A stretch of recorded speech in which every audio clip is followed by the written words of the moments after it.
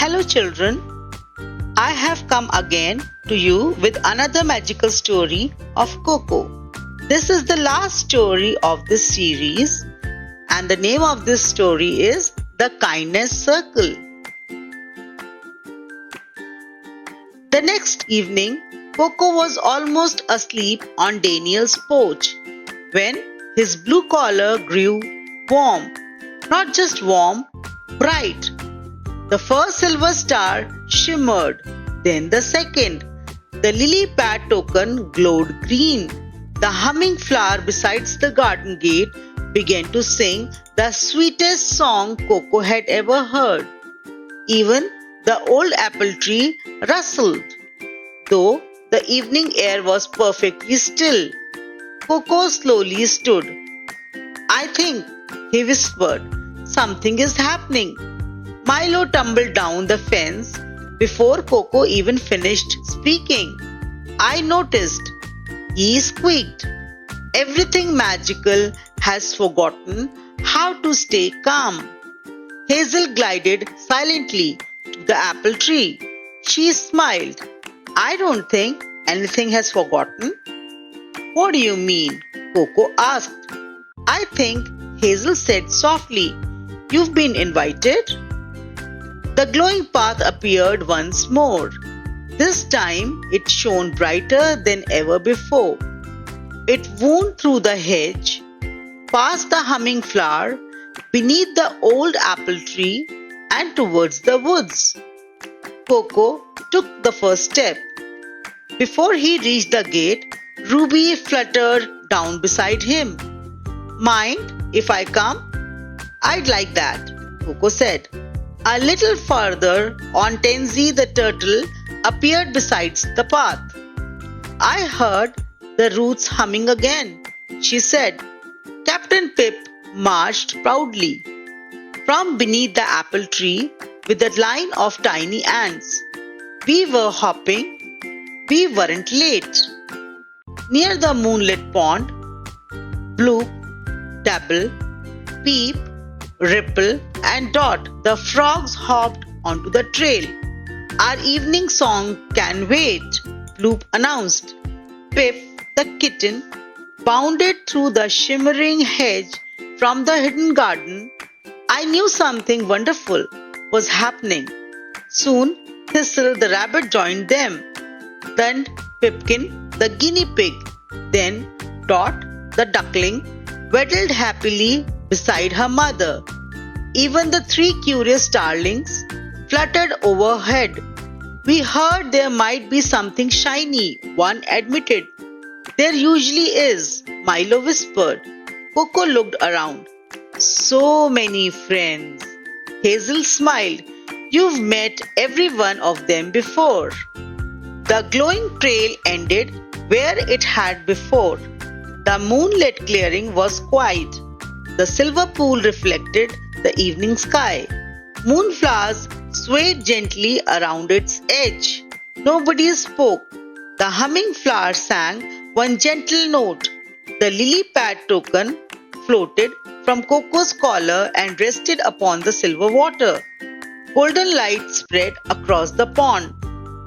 The old apple tree's leaves shimmered, even though it stood far away. Then silver mist slowly rose from the water. The forest guardian appeared once again. She smiled at Coco. "You came." "I did," Coco said. "But," he looked around, "why is everyone here?" The garden looked around the clearing. "Tell me, Coco, what was your first adventure?" "The robin's ribbon." "And after that?" "The shortcut, the moonlit pond, the thirsty birds, the turtle, the ants, the golden seed, the humming flower, Pipkin, Dot, the fox." He smiled. "There were so many." "There were," said the guardian. "And what did every adventure have in common?"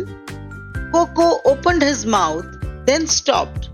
He looked around the clearing. Ruby smiled. Tansy nodded. Captain Pip saluted. Thistle gave a shy wave. Pipkin nibbled a parsley leaf. Dot splashed happily in the edge of the pond.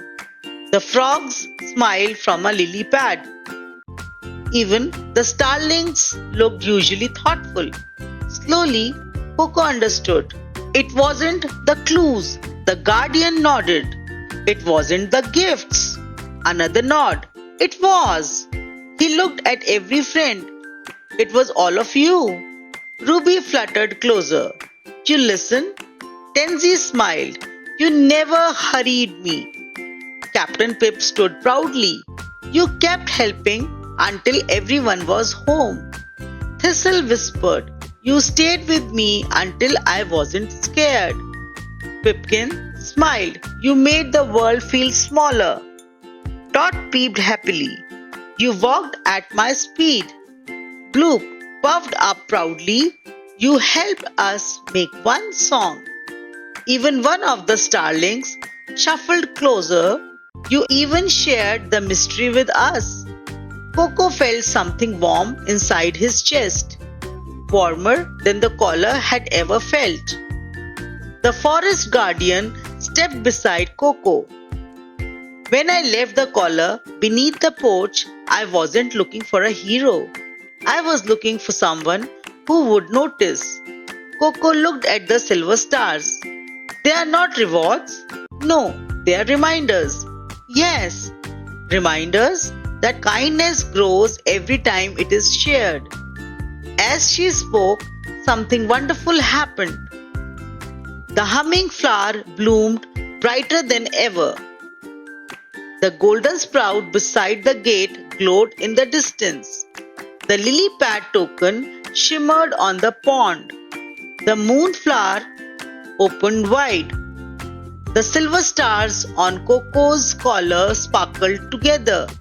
Tiny lights drifted upwards like gentle fireflies. Then every magical thing became quiet again. Not because the magic had ended, because it had found its home. The forest guardian smiled. My work is finished. Coco's ears drooped. Will I see you again? She reached down and gently touched his head. You will. Every time someone chooses kindness, then the silver mist slowly faded back into the pond. Nobody felt sad. It somehow felt exactly right. The journey home felt different. Nobody hurried. Ruby flew overhead. The frogs sang softly. The starlings argued about whether moonlight counted as shiny. Milo insisted it absolutely did. Everyone laughed. When Coco reached the backyard gate, each friend stopped. One by one, they thanked him. Then they went home, not because the adventure was ending, because they knew they would meet again. Daniel opened the back door. There you are, buddy. Coco wagged his tail and curled into his basket. Outside the apple tree rustled softly. The humming flower sang one sleepy note. Far beyond the edge, the moonlight pond shimmered beneath the stars. Coco touched the blue collar with one paw. It glowed once, very softly. He smiled and closed his eyes. Tomorrow, there might be another mystery, another friend, another small heart that needed kindness. And somehow, the magical paths always seem to know exactly where to find Coco. Alright children, now that we have reached to the end of the series of Coco, I would like to know, how do you feel? Would you like to help the people in need? Will you show them kindness? Yes! Very nice. Bye for now.